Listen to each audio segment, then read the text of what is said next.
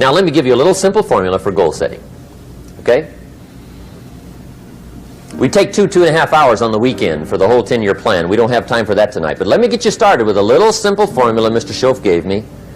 And maybe this will be helpful. First of all, I've divided goals into 2 parts. First is long range. Long range goals. That's your dreams.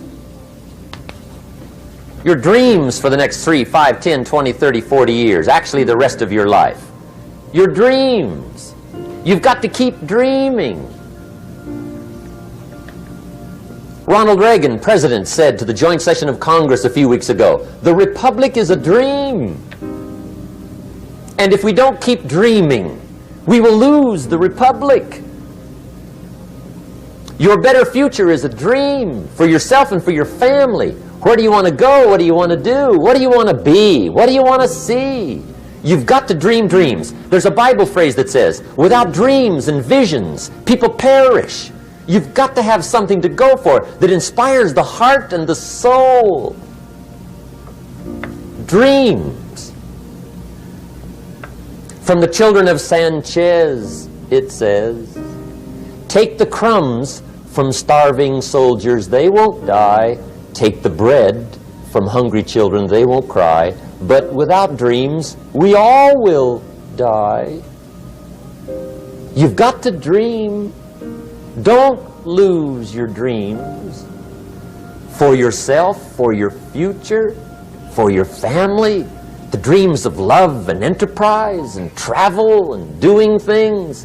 Becoming something unique on your journey here. Don't lose your dreams. Do some dreaming. That's long-range goals. You've got to have those. So that's number 1. Here's the second part of goals, short-range. Short-range goals. That's your goals for tomorrow, this week, this month, this year, the immediate future. We call these confidence builders. Because if you set up something short-range, go for it, get it, latch onto it, work hard, accomplish it. That starts building your strong feelings to go for your dreams. Now, I've divided goals into 3 categories. Here they are. Number 1 is economic. That's your goals for money, income, business, profits, production. Economics. Make sure you've got your economics well planned. Economics plays a major role in everybody's life. Economics is major, which means it ought to be meticulously well planned for tomorrow, this week, this month, this year, long range. What if you asked somebody tomorrow if you could see their meticulously well-planned list of economic goals?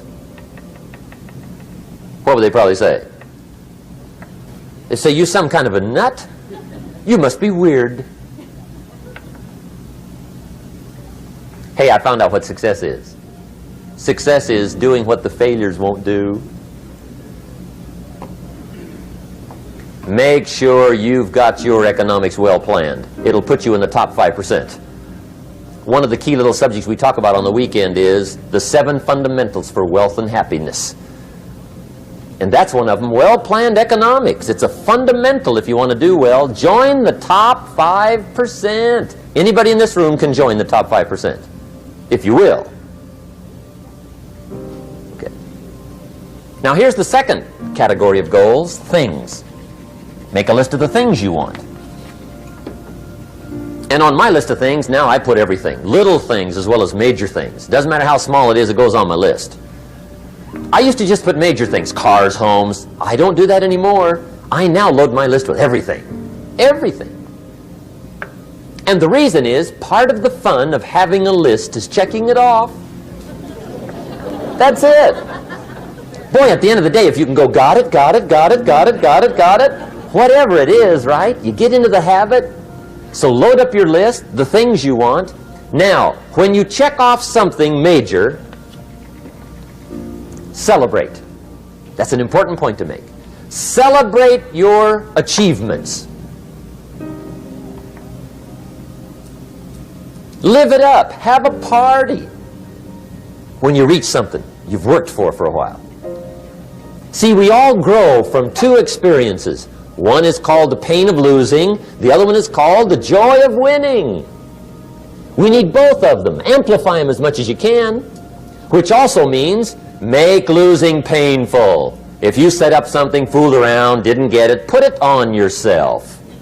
On the other side, if you did get it, congratulate yourself. Self-congratulations is a sign of maturity. Seeking congratulations is a sign of immaturity. But hey, winning and losing, see, that's what it's all about. That's the name of the game. Now, some people lead such mediocre lives, at the end of the day, they don't know whether they're winning or losing. They got no clue. Guy's just going through the day with his fingers crossed. There's a better way. Okay, here's the third category of goals: personal development. Put those goals together. Personal development goals. That's your goals to be stronger, more decisive, be a speaker, be a leader, learn a language, all kinds of skills. Okay? The whole weekend seminar was designed to improve all your skills so that you walk away more skillful. And that's what you want, the personal development skills. That's what attracts, that's what brings good things to your life, the person you become more skillful. Now, this is quite a package to work on. Economics, things, personal development. For tomorrow, this week, this month, this year, long range. Okay? That'll get you started. Now, here's the simple formula for setting goals. It goes like this. A, work on your goals. That's step one. Work on them. And I put the word work there deliberately. Setting goals is plain hard work. I don't want to kid you. We haven't come here tonight to kid each other. It's work. I know it's work. That's why a lot of people just let it slide. It's work. Many people work hard on their job, but they don't work hard on their future. They just let that slide. And the work involved is making plans. I know most people don't. I understand that. But don't let that be you. Guy says, well, yeah, you work where I work. By the time you struggle home, it's late. You've got to eat a bite of supper, watch a little TV, get to bed. You can't sit up half the night. Plan, plan, plan. And the guy's behind. Good worker, hard worker, sincere. But you've got to be better than sincere, working hard. You've got to be better than a good worker. You've got to be a good planner. Somebody once wisely said, the people who fail to plan are planning to fail. Well said. So work on your goals. Here's step two. Write your goals down. That's so important. I teach my staff around the world, put your goals in your journal. Because one of the major people you want to study is yourself.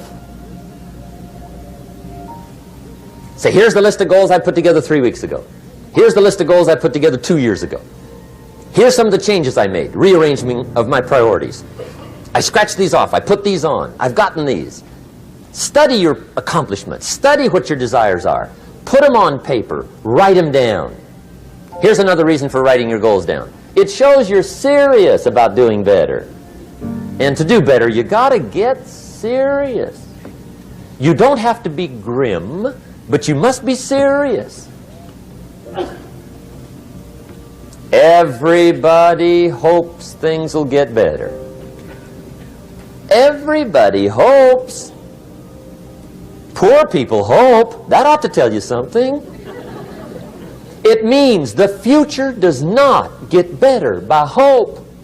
It gets better by plan. I used to have the affliction called passive hope. It's an affliction. It's bad. Probably what's even worse than that is happy hope. Now that is really bad. That's bad. Happy hope. The guy's 50 and he's broke and he's still smiling. See, that's not good. So get serious about your goals. Put them on paper. Write them down. There's all kinds. His goals, her goals, their goals. Business goals, financial independence goals, family goals. I mean, there's so many things to work on this that if you don't get busy and work on it, sure enough, the time will pass. And sure enough, 5 years from now, you'll wind up where you don't want to be, wearing what you don't want to wear, driving what you don't want to drive, being what you don't want to be. Now's the time to fix it. Now, here's the third step to your goals. Check the size of your goals and the kinds of goals. How big they are, what kind they are, affects you. And here's one of the important phrases of the evening. Your goals are affecting you, whatever they are. Your goals affect your handshake. Your goals affect your attitude, personality. Your goals affect the way you walk, the way you talk, the way you dress. All day long, we're being affected by our goals. Now, some people have goals, but they have such lousy goals. The effect is bad. I asked a guy one time, what are your goals for this month? The guy said, look, if I could just scrape up enough money to pay these lousy bills. That was his goal. I'm not saying it isn't a goal. It's a goal, but it's such a lousy goal, the effect is bad. You don't jump out of bed on Monday morning and say, oh boy, another chance to go out and scrape up the money to pay my lousy bills. See, you don't do that. Usually you say, oh, not another Monday.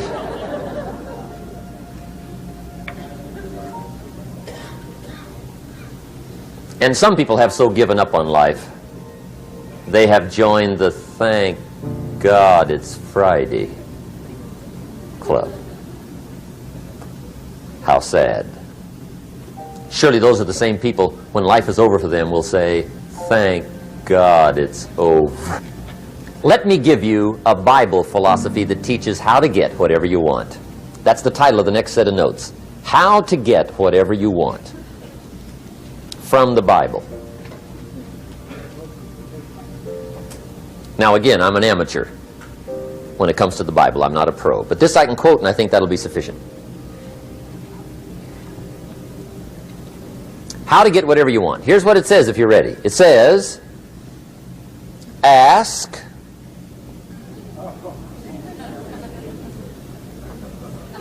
That's it. End of notes. Ask. If there's one art in life to learn extremely well, that's got to be one of them. The art of asking. What does ask mean? Ask means, what do you want? And the formula is staggering. It says ask and what? A guy ought to look into that.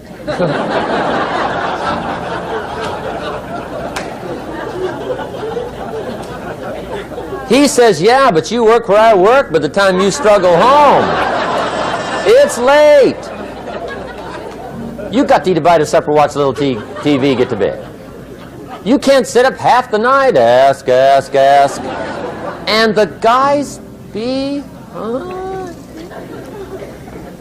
See, you've got to be better than a good worker. You've got to be a good asker. Now, let me give you 3 key points on asking and receiving. This can do it. Number 1, asking is the beginning of receiving. Asking starts a unique process, mental and emotional. I don't even know how it works. All I know is it works. It's like pushing a button and all this machinery starts working. I don't know how. It just works. There's a lot of things you don't need to know how. Just work them. Some people are always studying the roots. Others are picking the fruit. I mean, it depends on what end of it you want in on. Asking is the beginning of receiving, so start the process. Here's number 2. Receiving is not the problem. Receiving is automatic. Now, if that's true, receiving is not the problem, what's the problem? Failure to ask might be one of your major problems. I don't know. Check it out. The guy says, oh, now I see it. I got up last year and hit it every day, but there's not a scrap of paper with my goals on it. Good worker, poor asker. So you got to change that. Here's number 3.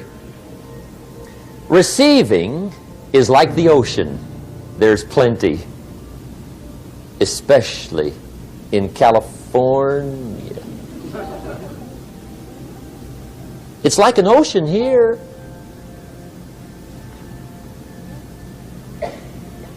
Success is not in short supply.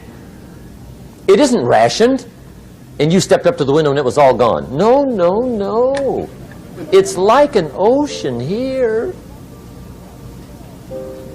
Now, if that's true, what's the problem? Well, some people go to the ocean with a teaspoon. Have you got the picture? See, what you want to do in view of the size of the ocean is trade your teaspoon for at least a bucket, and you'll look better down at the ocean. Kids won't make fun of you, right? Okay. Now, there's 2 ways to ask, and we'll wrap up goal setting. 2 ways. Here's number 1. Ask with intelligence. It didn't say ask intelligently, but I'm sure it meant that. Don't mumble. You don't get anything by mumbling. Be clear. Be specific. Intelligent asking means how wide, how high, how soon, when, what size, what color, how much.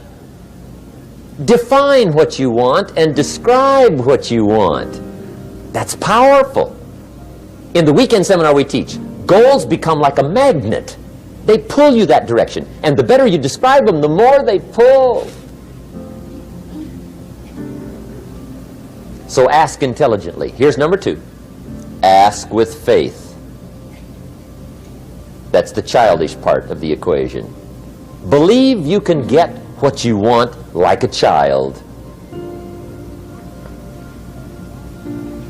Not an adult. Adults are too skeptical. So the formula really reads, make plans like an adult and believe in them like a child. And the most incredible things will happen. Just try it for 90 days. Just try it. You can always go back to the old ways. Just try it, just 90 days, 90 days. Now here's the last qualifying phrase on goal setting, as we promised to qualify everything. And it simply goes like this. Remember, you won't get everything you want. And we've already studied the reason for that. Simply, sometimes it hails on your crop and rains on your parade. It's that kind of planet. So you won't get everything you want, but if you will work this goal-setting formula, you can get plenty for wealth and happiness. Okay, that's goal setting. We use it around the world. We recommend it. Now, maybe it won't work as well for you as it has for me. I don't know. Maybe not. But what if it did? You got to try.